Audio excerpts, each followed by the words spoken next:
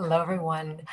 Welcome to MindBody TV. I have a really potent episode this week, continuing on this 4-part series of don't buy into this delusion on your personal journey of awakening, specifically with what's been coming up for myself lately, what I'm learning as I'm moving through it, who I'm becoming as I'm moving through it, and how we're all given the gift right now to move into a higher version of ourselves.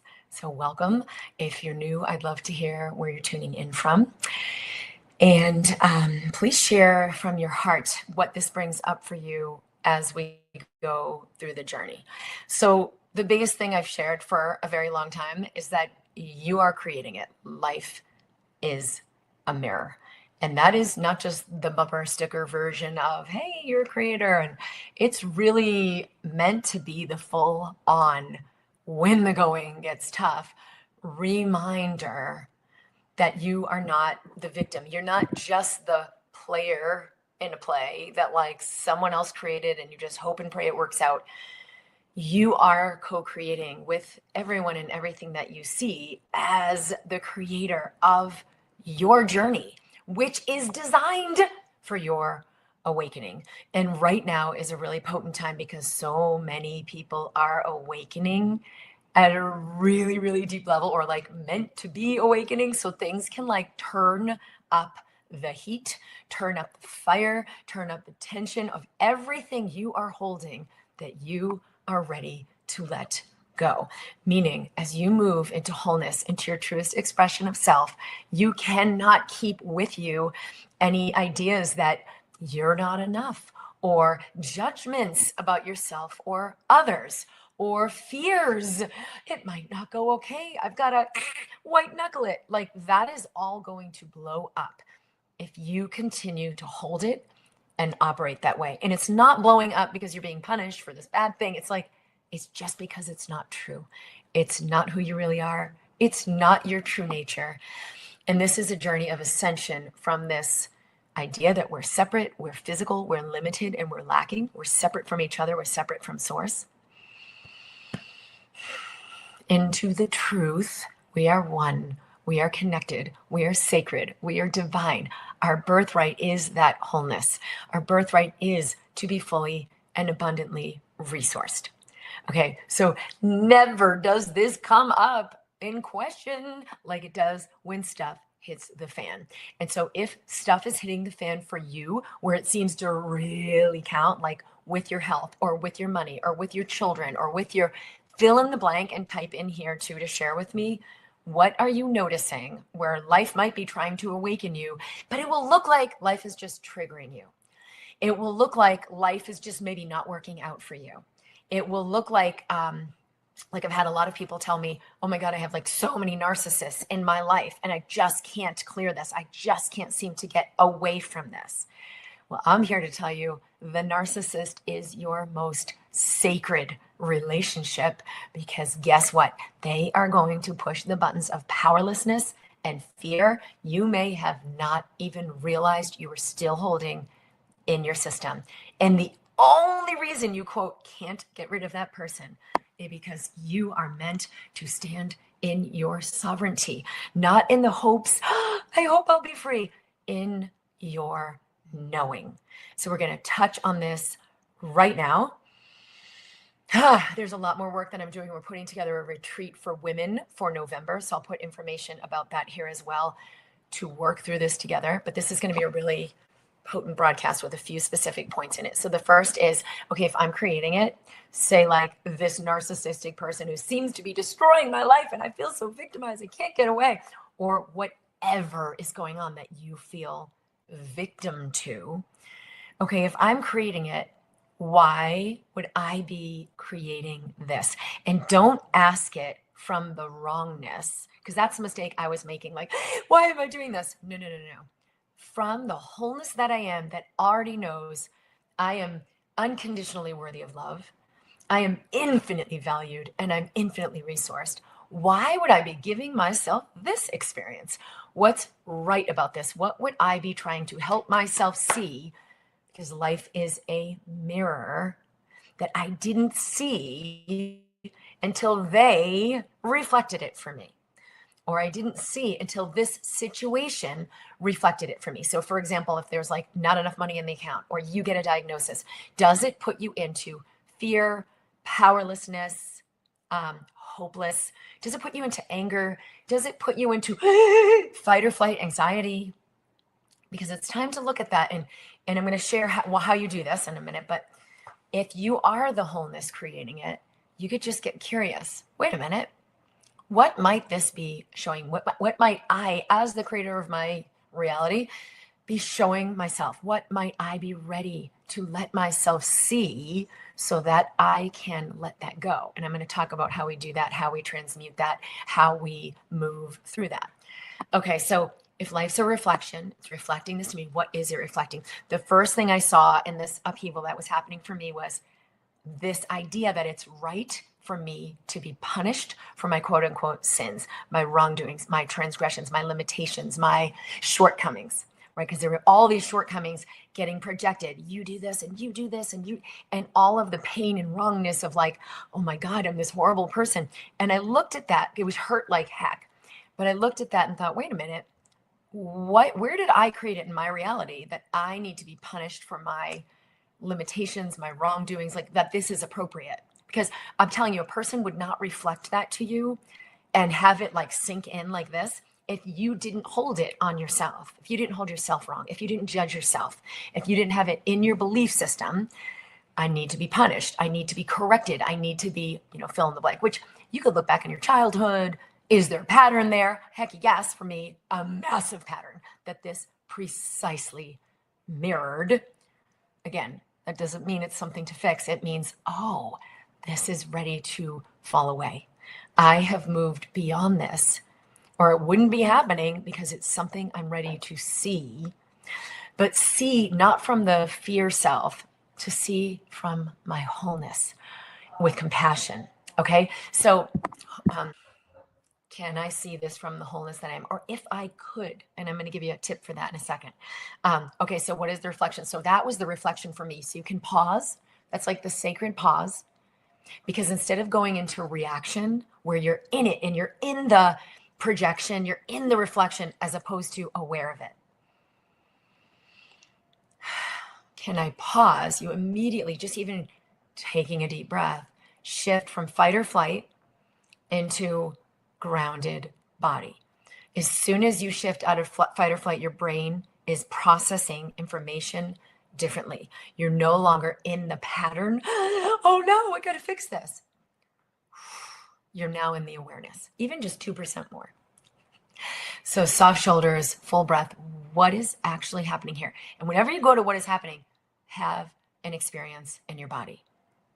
I'm feeling tension. I'm feeling fear. I'm feeling a fluttering sensation in my solar plexus. As soon as you go into what's real, a sensation and awareness, you're already dissolving the illusion. You're already beginning to dissolve the pattern. Okay, so that's the first thing. This is a reflection. So the old in 3D, like the old circuitry, will have you fight and resist. We got to change the stuff, or we have to get away. We have to escape or change it. So fight or flee. And then there's, fight, flight, or freeze. The freeze is sort of like neither of the fight nor flight will work. But the fight and flight are sort of the two modalities we're doing to try to work with this in the 3D from this apparently separate self who's lacking and limited and wrong. And those are the two options. As soon as we pause, we allow even just 2% opening to a new option. And we can call that the 5D, right? That fifth dimensional self, the wholeness, love or above, the frequency of love or above.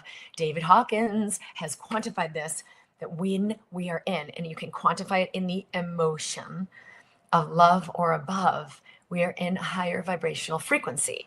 Heart Math Institute, you can measure this 8 to 10 feet away from the body. You're in a new vibration. Your brain is working differently. And so even if it seems, but there's nothing I can do, but you don't understand, you got to make that shift first, even just 2%, to allow the opening where you can now perceive, oh, wait a minute. and let new information in. You cannot let in a new perspective or new information when you're in that old circuitry of the fight or flight, right? Which may have gotten instilled at a very young age. That's fine. You are creating new circuitry. And guess what? Your brain is neuroplastic. It can create new train tracks, new, neural pathways for you to be in a new state, for you to think a new way, for you to feel a new way, for you to create a new way, actually being a new you. That is the only way to do it. You cannot do it from the 3D self, trying to do, to fight, change the stuff, or flee, avoid, resist, escape the stuff. You cannot do it from that mind. Okay, so more on this later. From the new, and you don't even have to have this hardwired in your circuitry yet. You just, in that pause, just that pause alone is a higher frequency. And in a higher vibrational frequency, your neuroplasticity is activated. Science is showing this. Your brain is more able to lay down new neural pathways for new insight, new functioning, new ways how you feel, new health and vitality of how it's communicating with your immune system, how it's communicating with your nervous system, your gut, your entirety, your endocrine system. Everything can shift. And that's how your external reality begins to shift as well. You show up different. Okay, so in the 5D, it's not fight, resist, I got to fix the stuff, I got to get away. In this, even just 2%, wait a minute, I'm creating. If I were creating this somehow, some way, from some higher part of myself, what would I be trying to show myself? What gift, what amazing blessing would I be trying to let myself receive? Okay, so then we can just immediately soften. If I were a 2% better receiver of this moment that seems super scary, because guys, what was coming up for me was super, super challenging, like the most essential things in my life. And the powerlessness that came up, it was like 20 out of 10, but that's an illusion. Wait a minute, I'm not powerless. How is this happening for me? How is this happening so that I can embody more unconditional self-love and a life of greater freedom and prosperity for all the people that matter most to me? So we remember I'm creating it. What would I be showing myself? So instead of the 3D shut down, clamp down, white knuckle doing, in this 2% 5D, we open to curiosity. We open to curiosity. I'm not saying, oh, we open to oneness consciousness. Oh yeah, it's all happening for me. Hey, I'm actually creating this. Yeah, that we could try. What if you just open to curiosity? How might this be a gift? What might I be showing myself? And I used to think, what am I trying to teach myself? Like School of Hard Knocks. No. That creator self, that divine being that created us, that is still here with us, that we are. It is not separate from us. Source is not outside you, is right here with me, in me. What loving, beautiful gift would it be giving me or trying to give me through this experience that if I could just let a little of the resistance go, soft body, full breath, I would receive. And you don't have to answer this right away, right? Because for me, it was, my system is ready to release that pattern. I need to be punished for my limitations, for my wrongdoings, quote unquote, for my sins, right? You are infallible as a divine being. You are already unconditionally loved. You are already unconditionally abundant. You are already unconditionally forgiven, meaning there is no wrongness. You are growing. You are learning. You are evolving. I tell my 7-year-old all the time, he'll do something. Oh, I lied and I feel so bad. And I'm like, no, this is exactly what you're supposed to be doing at 7. Did you learn? Yeah, I learned. Does it make you a stronger person, a more loving person? Yeah. Great. Then it was a success. And the same is true for you as a human, no matter how old you are. We are here to grow and learn and evolve. And the more we set ourselves free, the more, not less, that happens. Okay, so we got to shift from the doing and that 3D mind into the curiosity. If I were creating this, what would I be? And you got to look in the mirror. It is a mirror. Everything that seems separate from you is you. It's you, even if it looks like the demon or the bad guy or the bad thing or the something that proves your limiting beliefs are right. But you don't understand. I really don't have any, support. That's what appears to be happening because life will mirror the circuitry you're in. It will mirror the reflection. It will mirror the vibrational consciousness you're in, right? The vibration. Every emotion is a vibration. So if life is reflecting, how could that be a gift? Ooh, I could look in the mirror and as the creator that I am, even if I don't think I am, allow a change. Where does that change come? Right here. Your heart is the most potent electromagnetic center in your body. And so if you open to your experience, instead of resisting, protecting, clamping down, or trying to escape, okay, this is an experience I'm having, which is going to be a sensation, an emotion. You're actually having an experience. Once you open, the energy is already moving. That's when you can get curious and allow the energy to transmute. And that's when the patterns fall out. You're no longer strengthening those train tracks, those neural pathways of fight, flight, fear, lack, limitation.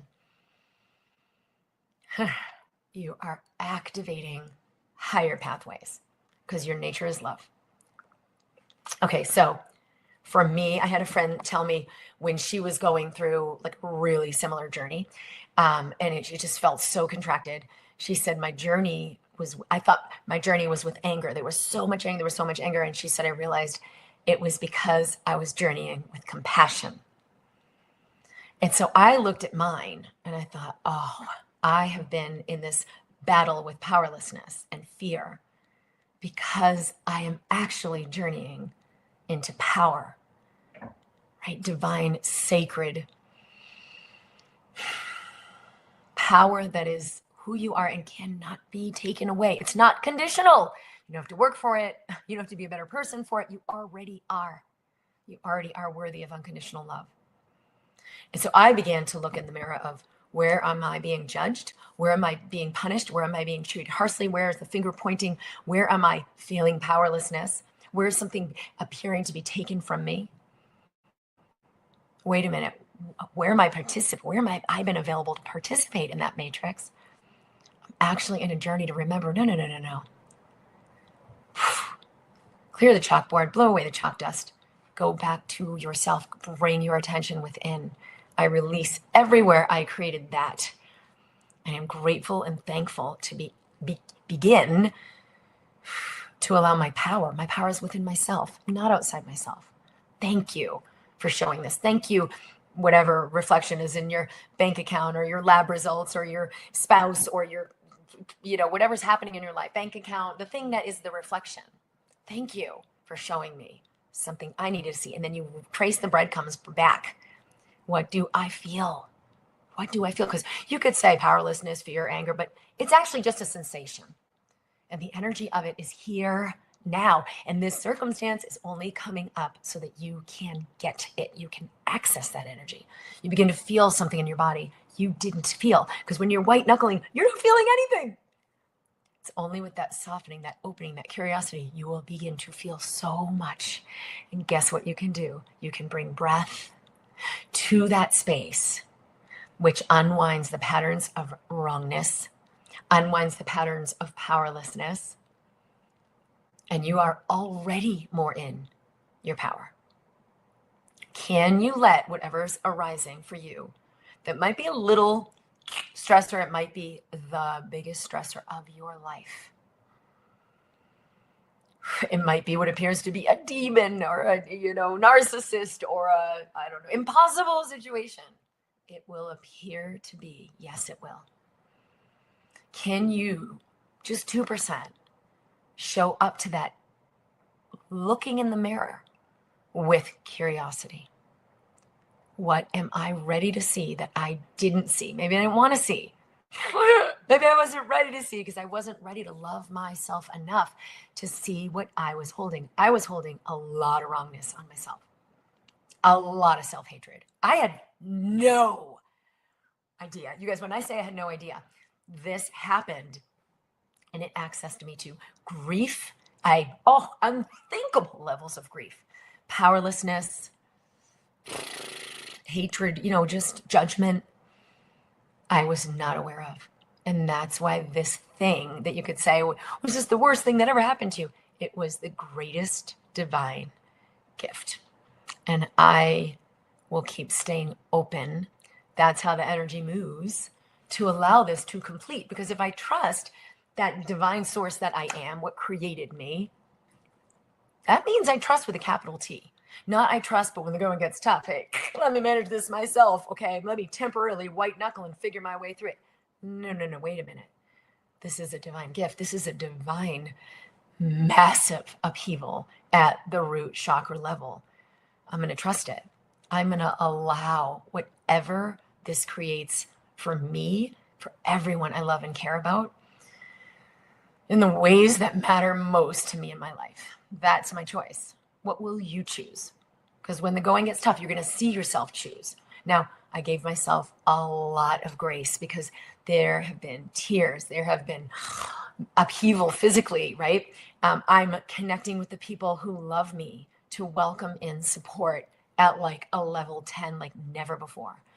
And I'm realizing I am one of the most fortunate people in the planet because there are people so here for me. I can feel the love, and it's strengthening my choice to love myself unconditionally. When you love yourself unconditionally, it's no joke, because you know all your little nitty gritty, or maybe you don't, but where you've not been in your right alignment, where have I lied to myself and said, oh, I don't deserve, I don't know, to be treated well. Oh, I don't deserve to have such richness of relationships and wonderful people. Oh, I don't deserve, let me just do this because that's too much, right? Even when someone gives you a compliment, you can test that out. Do you immediately say, oh, no, this is nothing, and deflect? Or can you receive? Oh, thank you. Yeah, I love it too. Right? Like I wore this bright yellow shirt today, and I love this color. If someone were to say, oh my gosh, I love that shirt. Oh, isn't it awesome? It's so fun. I feel so good in it. Thank you so much. Can you be a good receiver, right? That's even better than just a good receiver, because you're kind of adding to it. Most of us, we deflect, but you don't realize like that's an inner unconscious program of unworthiness. So let's not do that. Let's love ourselves into wholeness so that we can be loving for each other. All right, let me know how that's gone for you, and what might you be on a journey with? What has your greatest challenge been bringing up for you? For me, like I said, the powerlessness. And you know what? It's okay for us to access our divine power. Our divine power is love. It can only benefit everyone around us, because everyone is fed by love. Everyone is nurtured by love. You will see their body shift. You will see their brain activity shift. You'll see them begin to behave differently. So start with you. You cannot do it outside of you, you guys, because everything is a reflection of you. All right, I love you. I will continue. This is going to be a 4-part series along the way, and we might sprinkle some other things in the midst of that. But do tune in. I'll put the link below for the retreat we're having coming up for women. I would love to connect with you there. We're unstoppable, especially when we use life as a mirror and we're willing to receive even the deepest, darkest, what appears to be impossible. All right, I love you guys. I'll see you soon.